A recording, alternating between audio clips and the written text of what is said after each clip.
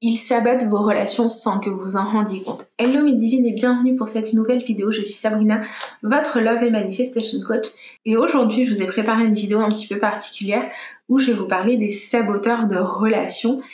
Et on va voir que, ils se trouvent pas forcément là où on s'y attend. Alors si c'est pas déjà fait, je vous invite à vous abonner à la chaîne et activer la petite cloche pour être tenu informé des nouvelles vidéos. Les saboteurs de relations, j'y ai pensé ce matin parce qu'en fait je me suis réveillée avec une chanson en tête et je me suis rendu compte que c'était une très très jolie chanson, il n'y a pas de doute. Par contre, si on veut se remettre avec son ex ou si on est en couple et qu'on chante régulièrement ce type de chanson, en fait on se met dans un état émotionnel et vibratoire de séparation. On se met dans un état émotionnel et vibratoire où ça va pas dans notre couple. Donc quand je parle des saboteurs de relations, je viens parler des musiques qu'on écoute, mais également des films qu'on peut regarder, ou même de ces livres en fait qu'on peut lire, parce que quand vous écoutez une musique, quand vous regardez un film, quand vous lisez un livre, ça génère des émotions chez vous. Ça génère vraiment des émotions chez vous. C'est pour ça que quand on regarde un film d'horreur et qu'on a peur, ça se ressent, on le ressent, on a très très peur parfois en regardant certains films, alors qu'on sait que c'est pas vrai.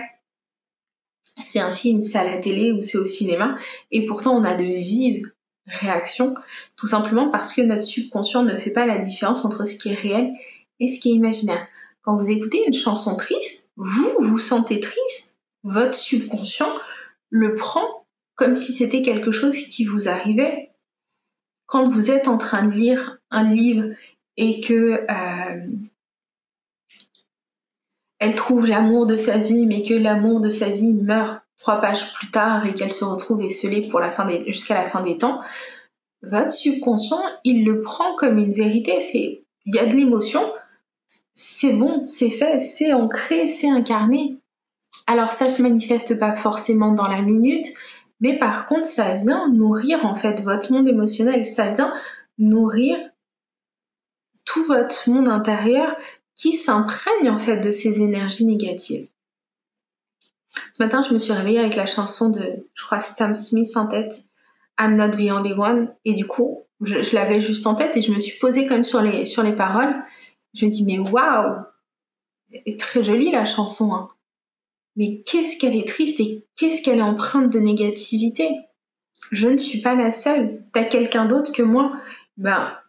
Derrière, en fait, ça vient nourrir dans le monde intérieur la possibilité que la personne qu'on aime plus que tout, elle est quelqu'un d'autre, en fait, qu'elle nous trompe. La chanson parle de ça, et on peut l'écouter en se disant juste « oui, mais elle est jolie, moi j'aime bien cette chanson ». Oui, mais le subconscient, lui, l'imprime comme tout de même. Quand on regarde un film triste, où il y a des séparations à répétition et autres, on vient quand même nourrir notre subconscient qui, lui, ne fait pas la différence entre ce qui est réel et ce qui est imaginaire de séparation. Et du coup, ça devient compliqué de regarder la télé, on va pas se mentir, parce que la plupart du temps, c'est pas tout beau, tout rose, mais la façon dont vous nourrissez, en fait, votre imaginaire, c'est la façon dont vous créez votre vie. Quand vous écoutez des chansons tristes, faites-le en conscience, en sachant que à cet instant, vous êtes en train d'imprimer votre subconscient avec de la tristesse. Quand vous regardez un film triste, c'est la même chose. Alors, vous pouvez par contre aussi décider de changer votre fonctionnement et de commencer à vous répéter des affirmations qui vont avoir pour but de contrecarrer ça. Une affirmation pour contrecarrer ça, ça peut être tout simplement de vous dire et de vous répéter et de le faire suffisamment pour que ça devienne une vérité pour vous que seules vos affirmations positives, seules vos émotions positives se manifestent. Ça va pas se faire du jour au lendemain, par contre, il va falloir un petit peu de temps, il va falloir se répéter cette affirmation un certain nombre de fois pour qu'elle s'ancre dans votre subconscient. Combien de fois, je sais pas, certaines ça va être 3 fois, d'autres 10, d'autres 5000, chacun est différent. Mais voilà, sachez que la façon dont vous vous divertissez, elle a un impact sur vous. elle a un impact sur votre état émotionnel et elle a un impact sur votre manifestation. Quand vous êtes en train de scroller sur les réseaux sociaux et que vous voyez les histoires, je sais pas, je suis pas la télé-réalité, mais quand vous voyez toutes les histoires de télé-réalité, sachez que votre subconscient le prend aussi pour lui. Il me semble qu'il y avait une histoire avec Nabila ou ce genre de truc, je sais pas, je regarde pas. Mais voilà, toutes ces histoires de violence, de tromperie, de séparation, tout ça, votre subconscient, quand vous le regardez, comme il fait pas la différence entre ce qui est réel et ce qui est imaginaire, il le prend pour lui. Il le prend comme c'est réel, c'est arrivé, je l'enregistre. J'espère que cette vidéo vous aura apporté de la valeur.